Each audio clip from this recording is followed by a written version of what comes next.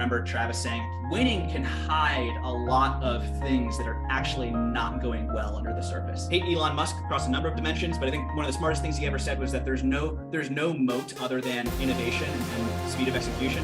When you're getting an email that says like, am I going to be able to feed my family? And the answer might be no because of a mistake you made and you didn't think about that ahead of time. Good organizations figure out how to get value even out of errors and mistakes.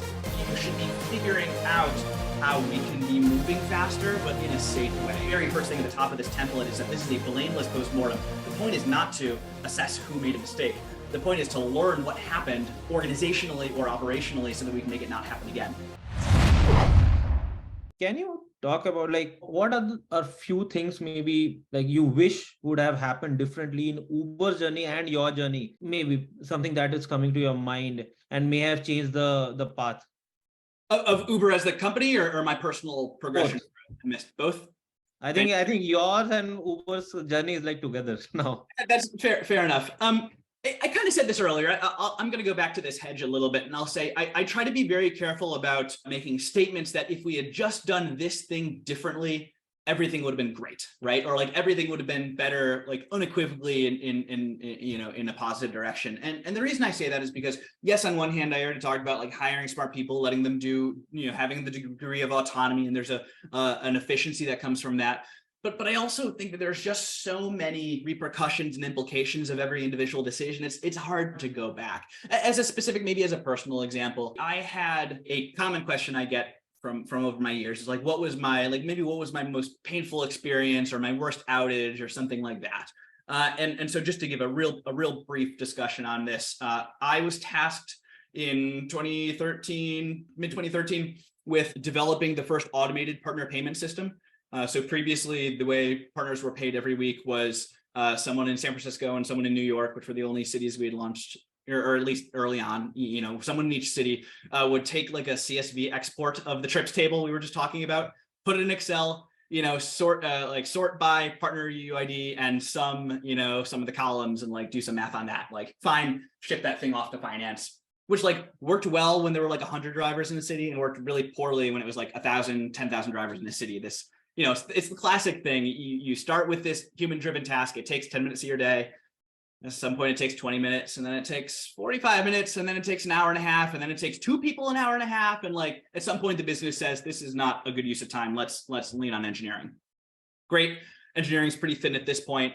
I was already focused on driver stuff. I took on this project for automating that system. We're just summing up columns in a database, right? How hard could it be? Which is a little bit of a joke.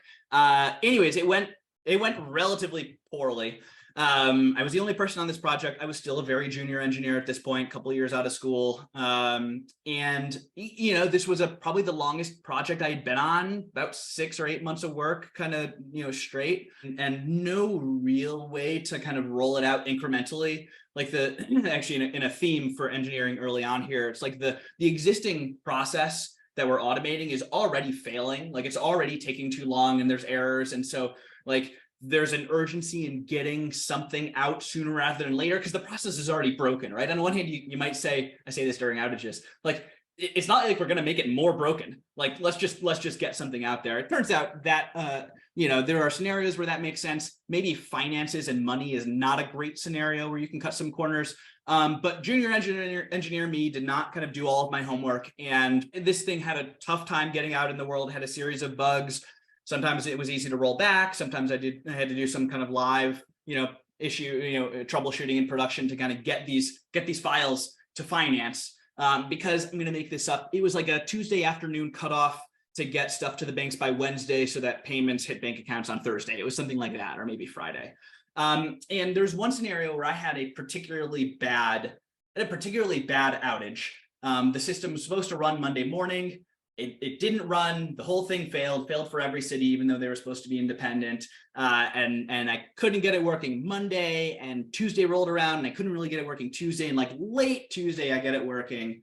But we're like past, banking hours are done. The finance teams laugh, like stuff didn't get out Wednesday. Maybe it went out Thursday to the banks. by that time money doesn't hit Friday, it's hitting partner accounts on Monday the next week. There's like a good because we spanned a weekend now, there's a good 4-day gap between when partners expected to get paid, like they had every week prior, and when they actually got paid. I know I'm going on a long tangent here, but it's an important story for me. And I knew this was bad. It's not great. Like outages are bad, but I kind of fixed the issue and put this to rest in my mind. But I was still getting emails kind of later that week from driver operations folks around the world saying, hey, I'm getting drivers that haven't gotten paid yet. Like what's the deal? I'm like, oh, the file's in, all fine. And I didn't appreciate 4 days is really a fair amount of time. Eventually, really to make sure that I got the point, driver operations folks started forwarding me emails they were getting from partners, and they're getting emails that say things like, is this money actually ever coming? Like I have rent due, or like, is this going to hit my bank accounts and I can buy food for my family for dinner tonight?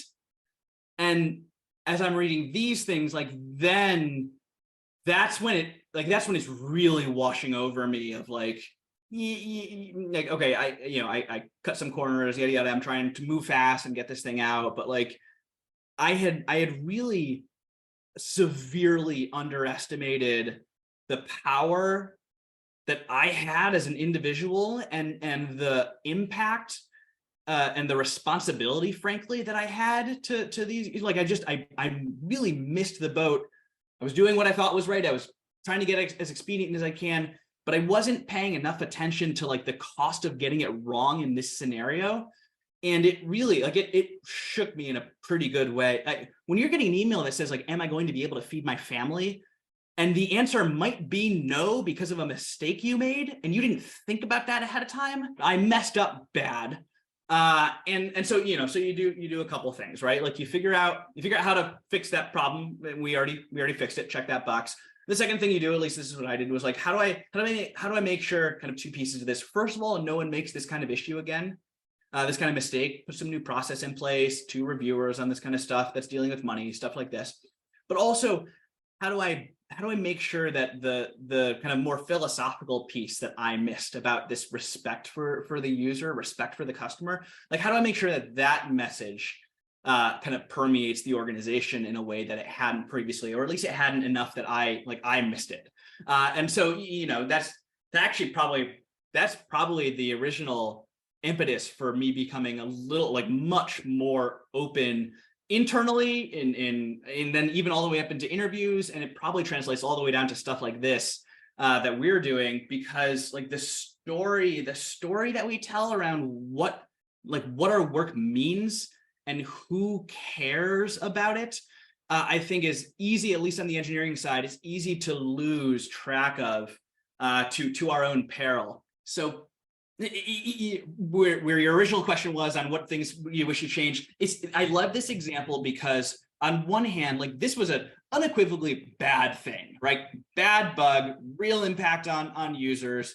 We paid not just a PR issue on this, but like I am sure that there were actual hardships borne by real people in the world because of the actions I took. At the same time, yes, I was junior. Yes, I didn't know everything. I still have trouble looking back and saying, you know what, I really wish that I had taken the time to dot every I and cross every T, for 2 reasons. First of all, because I don't know what the end of that process would look like. Would it have taken 6 more months for me to launch this thing? The business for sure would have fallen over in some regard, maybe not entirely. It didn't all sit on my shoulders, but in some regard, it would have been substantially worse every day or every week that went by that this thing didn't go out.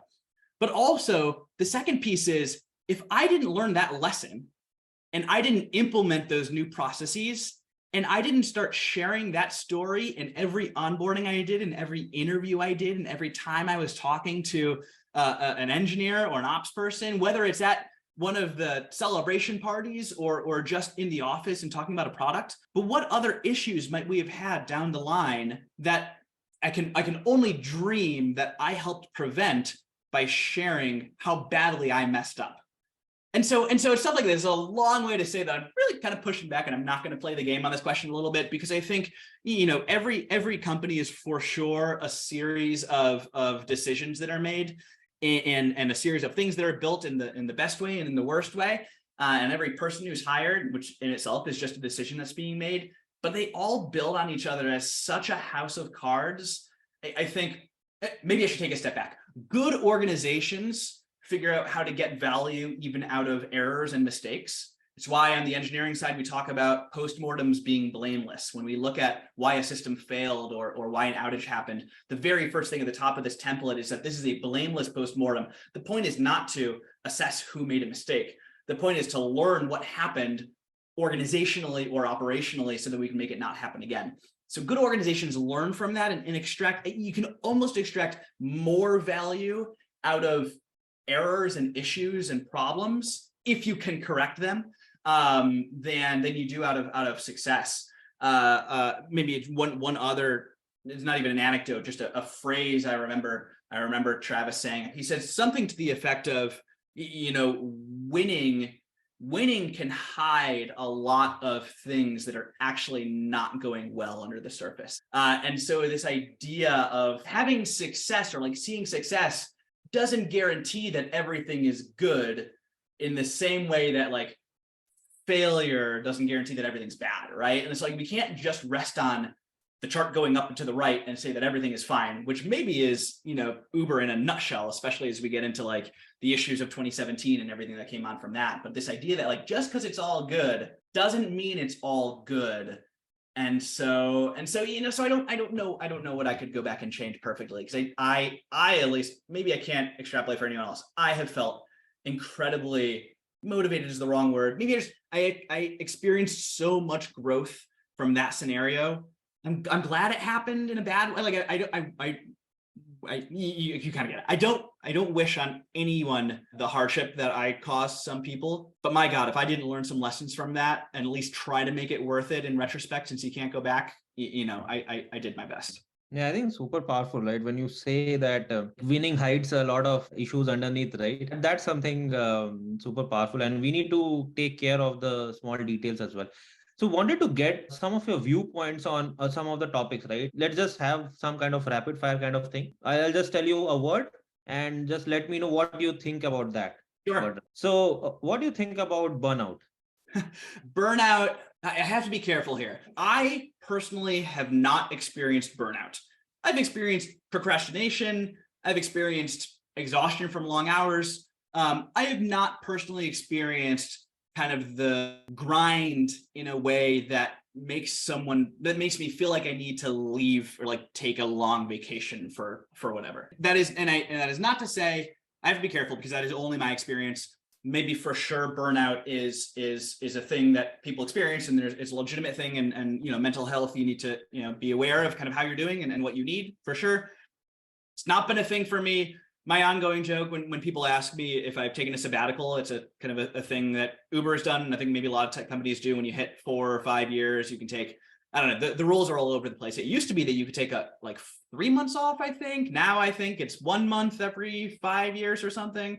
I say no. My sabbatical was the year that I did on the security team, because that was just for me, right? Like Uber I got some value out of it, but I got more value out of that than Uber did, which is kind of tongue in cheek. But like, I don't know, burnout. I have tried very hard to always be only in teams and organizations and scenarios where I'm all in. I'm bought in on the mission. I'm super enthusiastic, and maybe that more than anything else just carried me through the grind. It's part of the deal.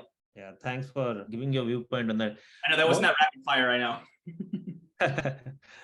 What's your viewpoint on speed of execution? Like Uber has been known for its speed, right? What do you think about that? Yeah, a little bit on the back of my anecdote on partner payments. I think, as with anything, the easy answer to every question is that there's a balance to strike, right? And so I think the other, actually maybe the more nuanced take on this that I was just telling someone about a couple of days ago, it might have been in an onboarding meeting, is that this answer, I think, is very different depending on where you are in the organization. I think it is foolish to apply kind of from some top-down perspective, either Uber broadly or even within some of our divisions at this point, like what the right trade-off between perfection versus correctness or stability is, because I think it's just such a nuanced and per application perspective.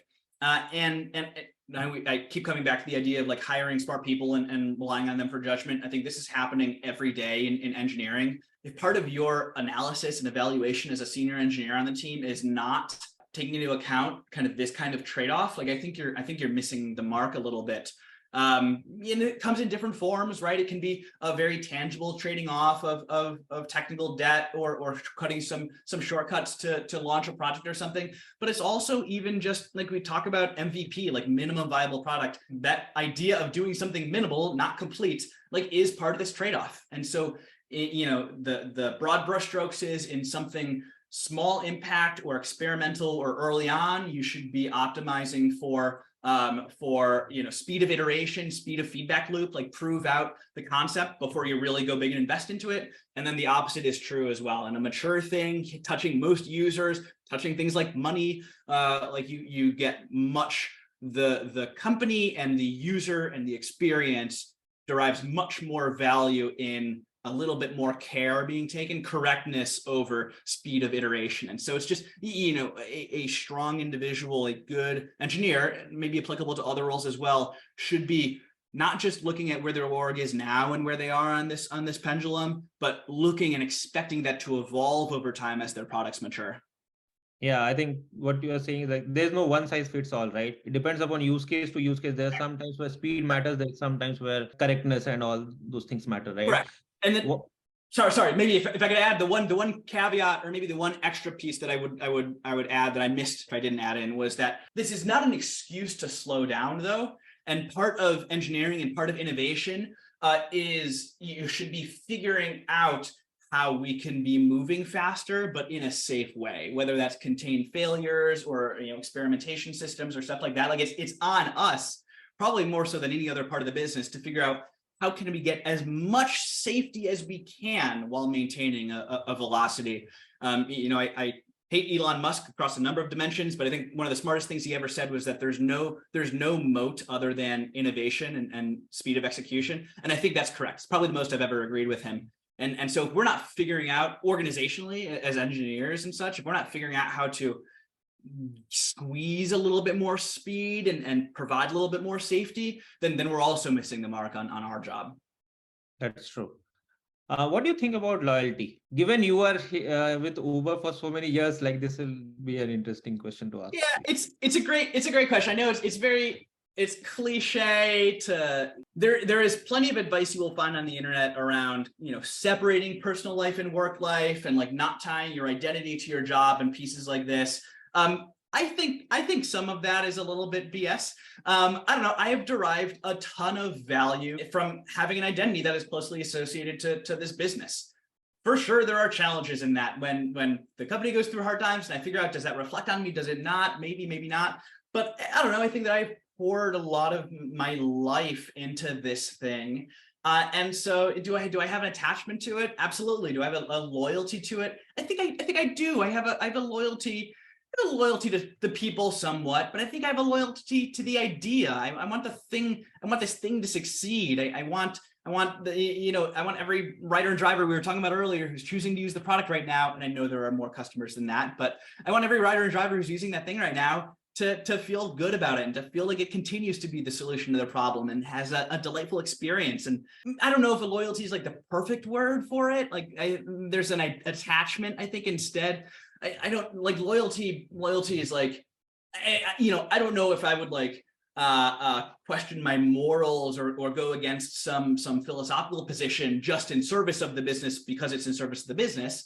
But I do like the idea that I have some emotional attachment to this thing called work. It makes it very fulfilling to me.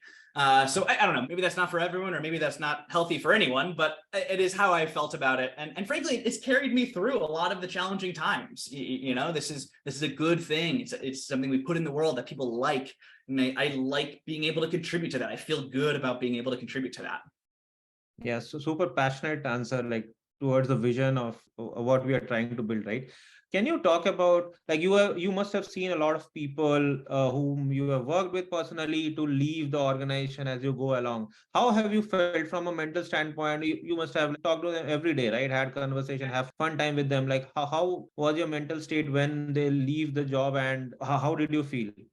There's a lot of emotion happening, right? Like, especially if it's someone I've worked with for a long time or was early on at Uber. We were in the trenches on things at the beginning. For sure there's sadness. For sure, I especially with someone who I like actually worked closely with, like side by side on projects and stuff. Maybe there's some interactions there that I miss, or it's not the same as someone who's hired these days, doesn't have this shared context, doesn't have some of these shared stories. There's a little bit of a lamentation around that for sure. But I think actually it's perfect that I shared that earlier anecdote about that manager, because he's who tends to be like ringing in my ears when I'm feeling bad about someone leaving. And it's this idea that like, well, not everyone needs to spend an entire career at every company. Like that's very normal, especially in Silicon Valley. It's very normal to spend 2-3 years at a company and then bounce. If I got to spend 4 or 5 or 6 with someone, like that's fantastic. And I should be happy for them to move on to their own thing, especially when someone's going to start their own business or maybe join some other company early on and have some outsized impact.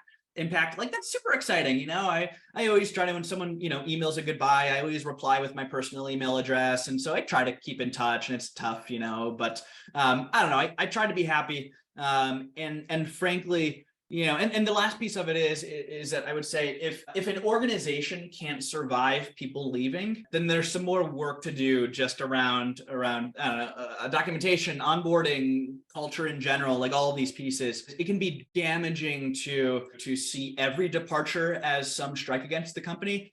At the same time, if you're not looking at it in aggregate, like the same thing could be happening in the other direction. If we're not paying attention to metrics around attrition and how that compares to peers and such, that could be, we might not be fully cognizant of where there are some deficiencies. But so I think I'm broad brushstroking a little bit, but I have a progression, as maybe everyone does, through various steps of grief, right? Of like sadness and some despair, and then kind of figuring out some acknowledgement and recognition of it, and then moving on from there with some positivity as we go forward. With one exception. If you are leaving Uber to go to a competitor, I will never talk to you again. If you leave and you go to DoorDash, and you leave and you go to Lyft, or you leave and you go to DD, I strike you from my book. And that maybe gets back to the previous point on loyalty. Like, I do kind of expect that maybe irrationally from everyone, that there's some loyalty to what we've built here. And so if you're going to go and turn around and go make that harder for me to accomplish my goals, like I'm sorry. Like, then maybe I misunderstood the friendship we had.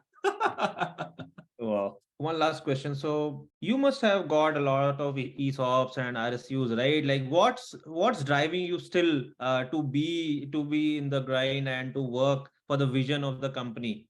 I mean, I think the answer is in the question, right? It's like, it doesn't for sure. I could retire comfortably today. I could have retired comfortably, frankly, when we IPO'd. I could have left New York City and gone directly to an island. And it would have been Barbados specifically. Shout out to the greatest rum producing island in the world. But I don't know. There's a couple things, 2 dimensions of it. First of all, I still am kind of early in my career. Maybe that's harder to say every day, but like, I don't know. I'm not like approaching retirement age. I'm not even 35. Like I have a lot to learn. I have so much to learn. I have a lot of personal growth left. And so on one hand, how could I retire and not keep growing? And then similarly, if I was going to go somewhere else, start a small company or go to something brand new, there are for sure interesting problems to solve there, I'm certain. But are they of the scale of what I get to work on now? Like, do they have the impact? Would I learn the same things that I'm learning now as the company keeps growing? Well, probably not. So through some combination of those things, like I have a lot more to do. We're hiring people I can continue to learn from here as we keep raising that hiring bar, all of those pieces. And then similarly, related to our previous conversation, like I still love the idea. I still love the mission, this idea that we can like just put an app in the world that people can choose to use or not to use. And they're choosing to use it because it solves a problem. True on freight, where I'm spending my time right now. It's true on Eats and on rides that I have, barely any influence on these days. But if I can still be a part of that story, and I can still be contributing to something that is like putting dollars in people's pocket and putting food on people's table, or moving people around the city, or like moving truckloads of stuff, like, I don't know, I get a little excited when I'm talking about candidates, and I'm at the end and I'm pitching them, even though they're already in the loop. And I'm like, everything around you got here on a truck. Like, isn't that amazing? And you get to do that. You get to like contribute to that, if we play our cards right and we add some efficiency to this industry and we start like shaving pennies off of every bottle of Coca-Cola because transportation is the majority of their production cost, like that is I get to sit in my office in my house and do that. That's insane. That's incredible. How lucky, like, and I get paid for that, and I get ownership, like stock for that. Like this is astonishing. Like we're in the greatest industry in the world at the greatest time. Like I'm flabbergasted at what I am able to positively contribute to an impact, and just like I don't know, how can you not be excited? This is so amazing. I don't know. I just feel like the luckiest person in the world. Well, I clearly see the passion. I'm not sure if that comes through. Yeah, it's coming through. Thanks for doing this. I'm sure a lot of people must have learned a lot from our conversation, and I really hope like they actually take the learning and like do something good in their life. I hope so. I mean, you said it all there, right? There are a lot of different things that we can do as software developers. There are a lot of different things that you can work on as engineers. Obviously the first item is like find something that resonates with you, whether that's a company you're starting or a company you're finding time with. And if you're somewhere that doesn't resonate with you, like find something else, because I firmly believe we do our best work when we're surrounded by people we value and we learn from, and when we're engaged in the purpose of it. And so I think that what more could we ask for? Yeah, thanks a lot, man. Thanks for doing this so much. I appreciate it. I hope you enjoyed this episode, and we'll continue on this journey in the next episode. If you liked it, please consider liking, sharing, subscribing, and turning on the notification bell so that you get notified when the next episode is up.